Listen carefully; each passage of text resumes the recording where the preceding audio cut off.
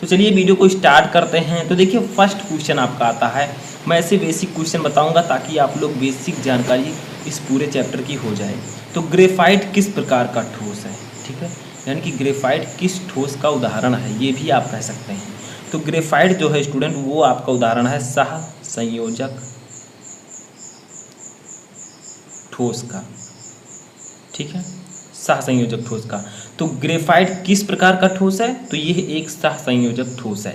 अगर आपसे कोई पूछता है कि सह संयोजक ठोस का कोई एक उदाहरण दीजिए तो आप लोग ग्रेफाइट बता सकते हैं, ठीक है, ये क्वेश्चन आप कभी नहीं भूलेंगे, ठीक है। सेकंड क्वेश्चन हमारा आता है कि आयनिक ठोस का उदाहरण दीजिए। तो यहाँ पर हम लोग क्या करते हैं, उदाहरण हेडिंग लिख देते हैं थोड़ा सा, ठीक है। अब उदाहरण लिखकर हम लोग इसके उदाहरण को समझेंगे। आयनिक ठोस के उदाहरण कौन कौन से हो सकते हैं। फर्स्ट हो सकता है आपका सोडियम क्लोराइड, सोडियम क्लोराइड जिसे हम लोग कहते हैं NaCl, ठीक है। दूसरा है धातु ऑक्साइड, जैसे जितने भी मेटल के ऑक्साइड होते हैं वो धातु ऑक्साइड, ठीक है। और तीसरा है आपका धातु सल्फाइड। ये सब जो होते हैं आयनिक ठोस के उदाहरण होते हैं, ठीक है। अब एक उदाहरण तो मैं आपको इसी वक्त याद करवा देता हूँ, सोडियम क्लोराइड। सोडियम क्लोराइड का फार्मूला होता है NaCl। ये Na जो है ये Na+ आयन बनाता है, Cl जो है Cl- आयन बनाता है। तो ये आयनिक ठोस का उदाहरण है। ये मैंने ट्रिक बताया ताकि आप लोगों को याद रहे, ठीक है।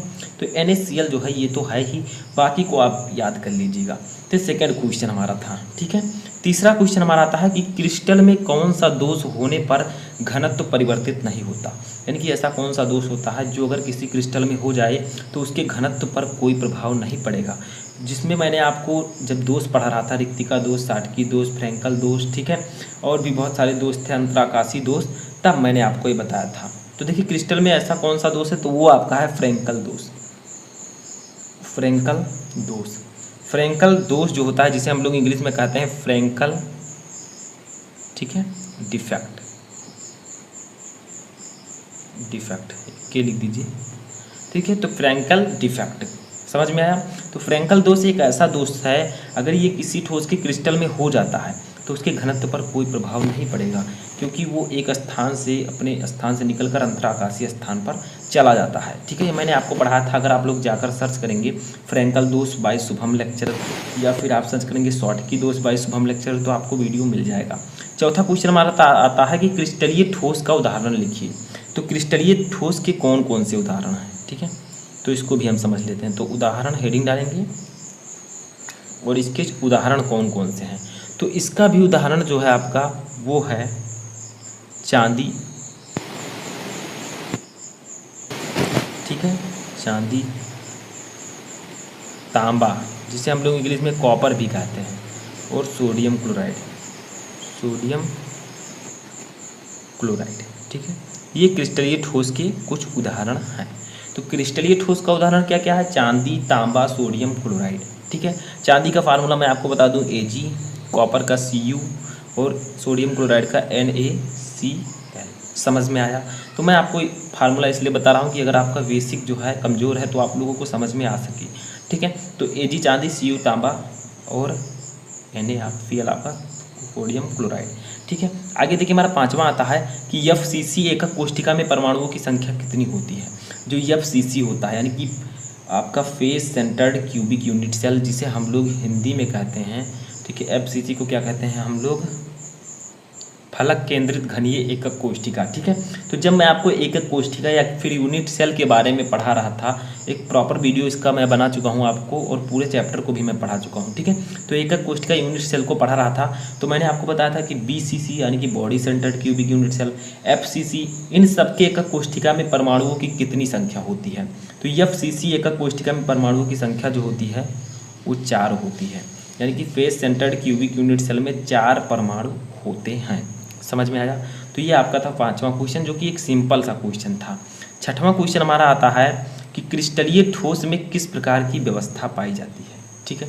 जैसे मैंने आपको अभी क्रिस्टलीय ठोस का उदाहरण बताया कि चांदी, तांबा, सोडियम क्लोराइड, तो इसमें किस प्रकार की व्यवस्था पाई जाती है, इनके अवयवी कणों में। आप क्वेश्चन को इस प्रकार से भी समझ सकते हैं कि क्रिस्टलीय ठोस के अवयवी कणों की व्यवस्था किस प्रकार होती है। तो वो आपकी होती है लघु परासी।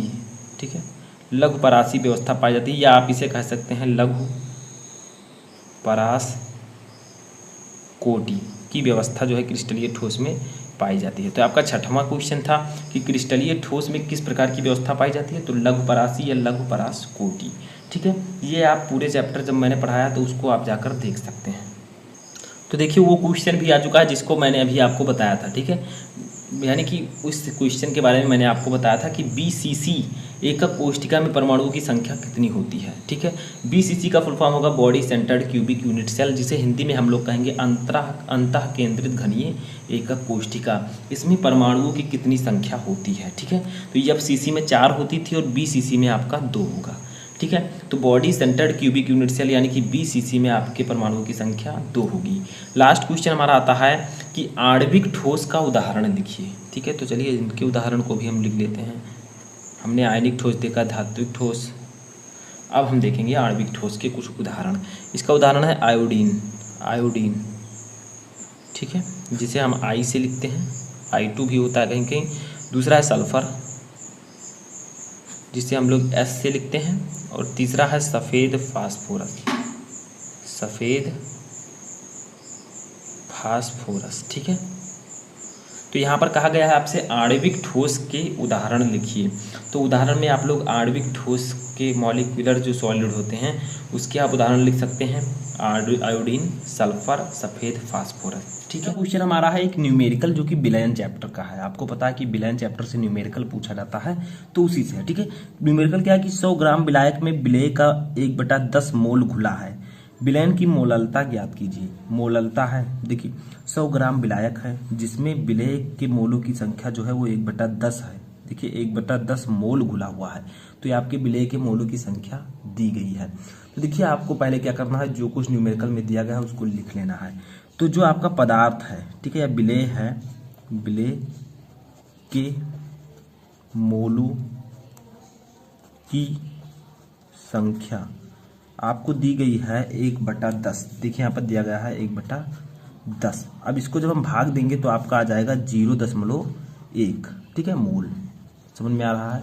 इसी प्रकार से आपको समझना है।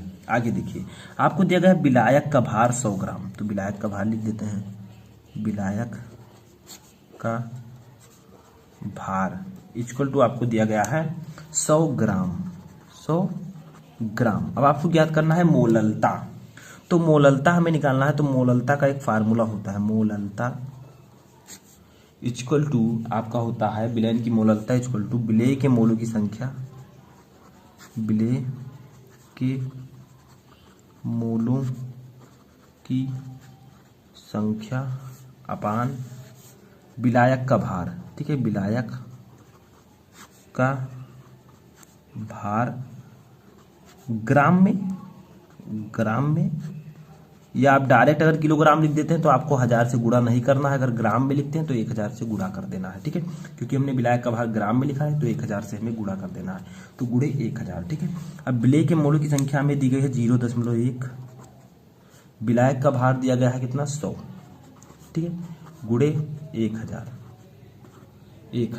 ठीक है, तो समझ में आ रहा है। अब देखिए आपको करना क्या है, आपको पता होगा कि अगर हम इसे सॉल्व करें तो 1000 गुणे 0.1 जब आप करेंगे तो आपका आ जाएगा 100 और नीचे 100 है ही, तो ये दोनों कट कर क्या आ जाएंगे, तो आप मोललता इक्वल टू लिख सकते हैं, मोललता इक्वल टू 100 कटेगा तो आपका आ जाएगा 1 और इसका मात्रक होगा m। ठीक है, कैपिटल M। तो ये आपकी मोललता आ जाएगी। इसमें कुछ करना नहीं है, सिर्फ इस फार्मूले को याद रखना है कि मोललता का फार्मूला क्या होता है, विलेय के मोलों की संख्या अपान विलायक का भार ग्राम में।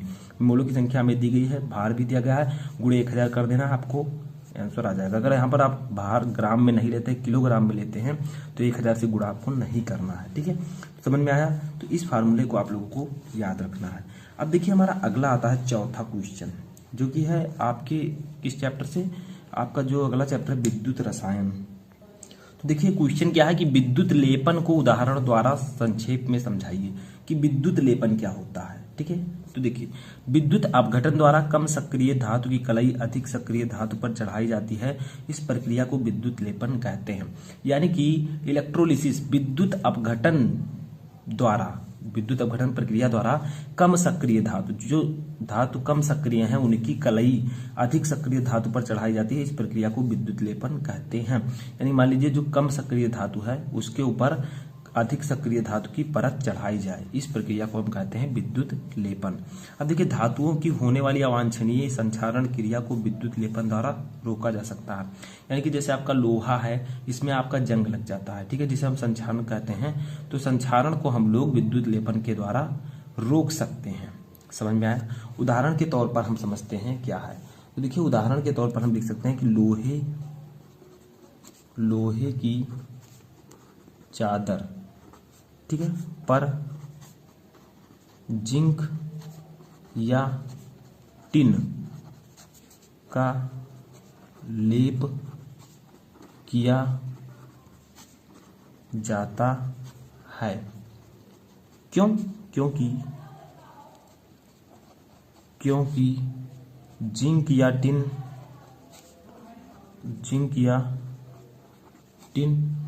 की सक्रियता लोहे से कम है। ठीक है, देखिए उदाहरण के लिए हमने क्या कहा, मैंने बताया कि कम सक्रिय धातु की कलई अधिक सक्रिय धातु पर चढ़ाई जाती है, इस प्रक्रिया को विद्युत लेपन कहते हैं। उदाहरण देखिए, लोहे की चादर पर जिंक या टिन का लेप किया जाता है। क्यों? क्योंकि जिंक या टिन की सक्रियता लोहे से कम है।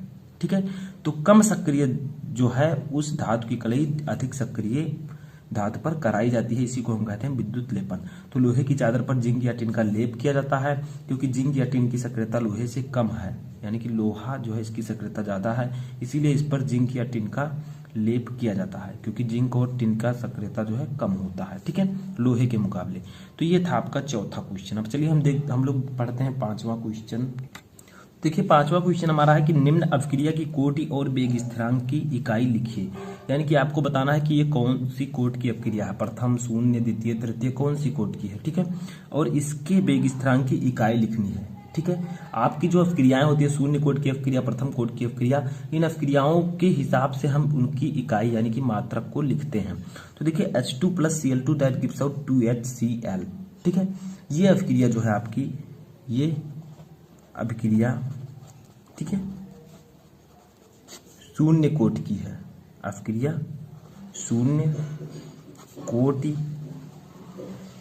की है। ठीक है, अगर आपसे पूछे ये किस कोटि की अभिक्रिया है, तो ये अभिक्रिया आपकी शून्य कोटि की है, क्योंकि इसमें अभिकारक की जो सांद्रता है वो अभिकारक जो अभिक्रिया का वेग है वो अभिकारक की सांद्रता पर निर्भर नहीं करता है, इसलिए अभिक्रिया शून्य कोटि की है। ठीक है, और शून्य कोटि के जो वेग स्थिरांक होता है, इसका वेग स्थिरांक,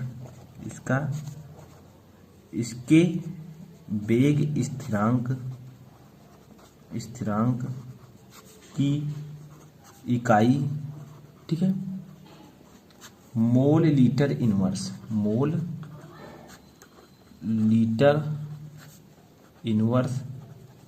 सेकेंड इनवर्स का मतलब -1, ठीक है, होती है। तो इसके वेग स्थिरांक की इकाई mole litre inverse second inverse होती है। क्योंकि क्रिया शून्य कोटि की है, तो शून्य कोटि की अपक्रिया का जो वेग स्थिरांक का मात्रक होता है वो mole litre inverse second inverse होता है।